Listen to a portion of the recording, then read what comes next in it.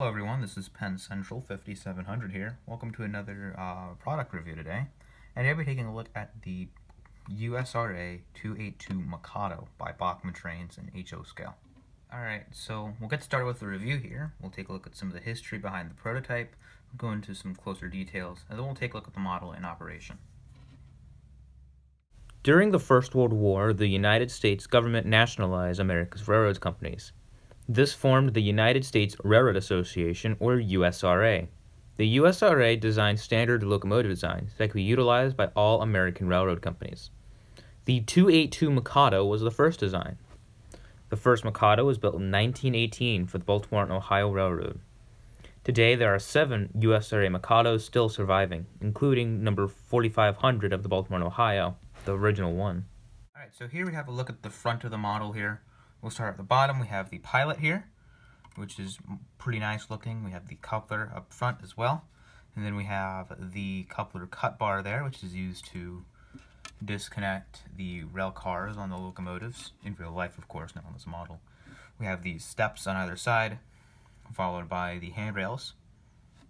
And then up above that we have the smoke box door, which looks pretty nice. We have the handrail underneath, some nice molded in details for some rivets and hinges. And then on the front we have the really nice Baltimore and Ohio placard there. That's pretty nice. We have some marker lights on either side and the lighted headlight above there. And then behind there we have the smokestack, and we also have some handrails and walkways that go down the length of the model. Here's a look at the wheels here, the drive gear detail. Towards the front here, we do have the pony truck, the lead pilot truck there, which looks pretty good. We have the cylinders here as well, and then a whole plethora of drive gear behind here, which looks really nice in operation here, and that is modeled really nicely. And we also have some pipes on the top and some other mechanical bits as well. And we have some molded in detail on the boiler. Alright, so here's a look at the back of the locomotive. It's pretty nice. We have the trailing truck here. Here is the firebox here. Have some more piping here and some more molded on details towards the front. Then here's the cab. We have the nice window detail here. Here is the locomotive's running number 4508, printed on nicely on the side, nice and crisp. We have the roof here, and we also have what is supposed to simulate open vents on the top of the roof as well. And this is the best image I can get of the boiler backhead in the cab. There is some molded on detail in there. It's not spectacular, but it is there. Alright, so here's a look at some of the details on the top of the locomotive here. We have the sand dome towards the front, and here is the bell. It does not swing, but it is molded on quite nicely. There is the steam dome towards the back and the whistle off to the side. We have the pop-off valves behind it, and here's the dynamic brake, I believe, and then there's some other molded on detail back there. And also you can see the front of the cab has some windows there. Alright, so here's a look at the tender. It's pretty basic. It's the same sort of plastic design, plastic construction that the locomotive is, but we do have some nice details on it. Towards the front here, we have the steps and handrails that lead into the cab. There is no drop plate between the locomotive and tender on this model, which is a little bit of a bummer. We do have some wires here and the drawbar to connect the engine and tender back there. We have a plastic coal load on the top, which looks pretty nice, looks pretty realistic. We have a plate here, which I'm not too sure what that does. If anyone knows, let me know in the comments below. The trucks are nice as well. There's 2 of them on either end. We have the Baltimore and Ohio name printed on quite well, and we have some nice rivets molded on as well. And then on the tender deck, we have the water plate there. So this is a hatch that opens up, and that's where the locomotive would be loaded up with water. And then there is the headlight towards the back. Here's a quick look at the back of the tender. We have the ladder up to the tender deck. Like I said, the taillight there for the locomotive, another handrail, and we have the locomotive running number and some information printed on there, which looks quite nice. And we have the steps on the sides and another Katy knuckle coupler, or Easy Mate knuckle coupler, my bad. Now the other side of the locomotive is almost exactly the same, but there are some differences in some of the molding here, and there's also this part here. I believe that is the steam pump system. on this side, which is not on the opposite side. And there is some other details that are different on the side as well.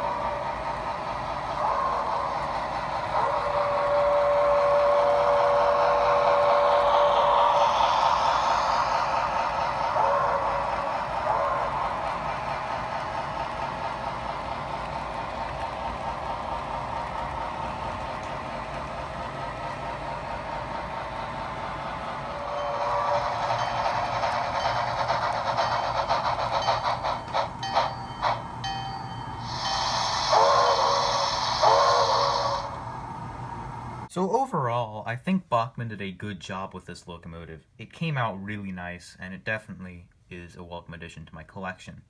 I do have some grudges with it. It does not have any builder's plates, which should be about here on the boiler, and you saw earlier there are no painted cab figures in the cab and no drop plate between the engine and tender. And another absolutely horrendous thing about this is the price.